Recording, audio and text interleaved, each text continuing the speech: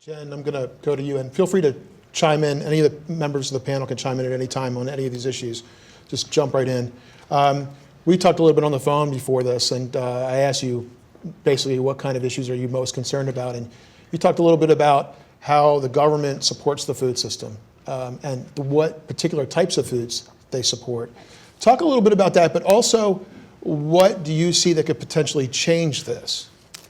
Okay, thanks, Jason. So at the Union of Concerned Scientists, we tend to look at some of the problems we see in our food system, such as environmental and public health issues.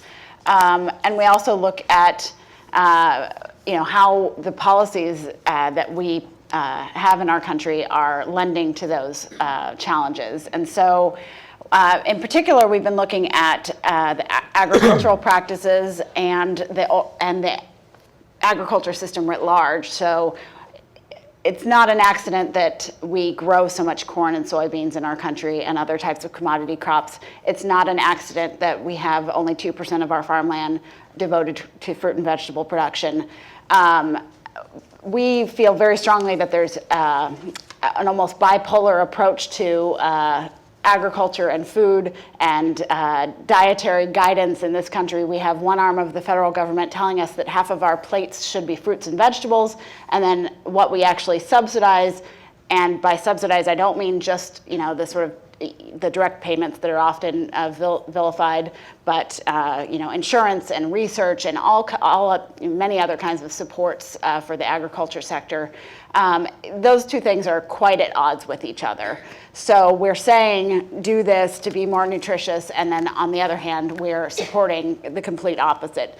Most of the corn and soybeans and other commodity crops are, when they are actually going to food, are largely for, livestock feed and for processed food. So that's not the type of food that we're being told we should be eating.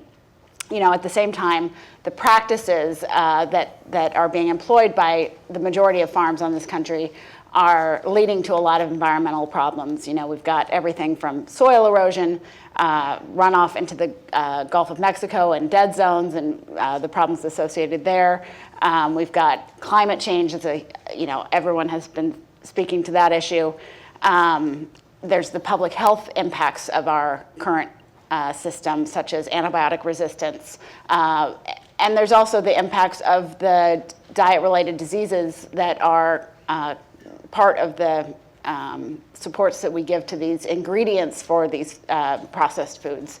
So we're spending billions of dollars subsidizing the current system, and then we're spending billions of dollars to deal with the public health and environmental impacts on the other end. So we think there's a better way. So the other half of our work is analyzing what are the alternatives, and that's where there's really reason for hope. There are fantastic researchers at places like Iowa State and Cornell and all the other land-grant universities around the country who are doing research into sustainable farming methods and ways that we could be doing things that vastly reduce some of these externalities without compromising productivity or profitability for farmers. So, researchers have been finding that you can maintain productivity and profitability by just adding in one more or two more crops into the rotation with corn and soybeans in the Midwest. And you can vastly reduce your pesticide uses and fertilizer applications at the same time. If you make the changes cost neutral, there's some chance of initiative there. But you're not giving anybody anything to reach for at that point. Do you also need to change consumer behavior?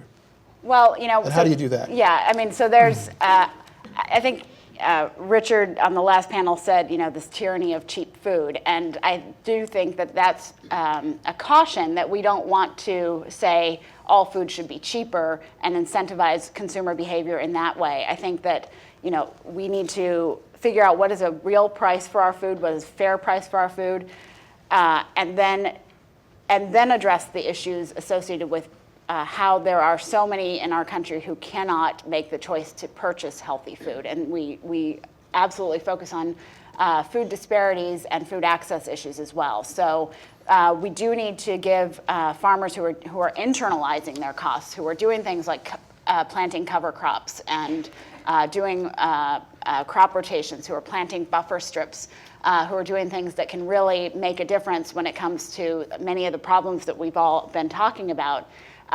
Those farmers deserve to be paid the right price for their food, as Patrick was saying before too about the price of dairy.